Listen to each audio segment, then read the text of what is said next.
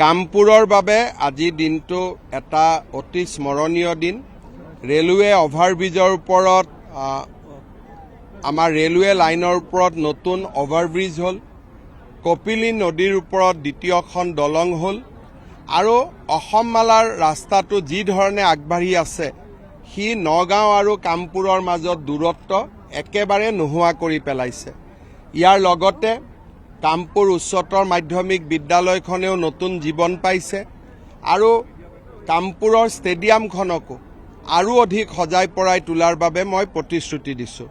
মই বিশ্বাস কৰোঁ যে আজি কামপুৰত যি ধৰণে উন্নয়ন হৈছে, যি ধৰণে কামপুৰ আগবাঢ়িছে, বৰহমপুৰ আগবাঢ়িছে, সঁচাকৈয়ে মই অত্যন্ত আনন্দিত আৰু মই বিশ্বাস কৰোঁ যে কামাখ্যা প্ৰসাদ আচাৰ প্ৰেৰণাত আৰু জিতু গোস্বামীৰ সীমাহীন কষ্টত বৰহমপুৰ সমষ্টি কামপুৰ আৰু আগুৱাই যাব।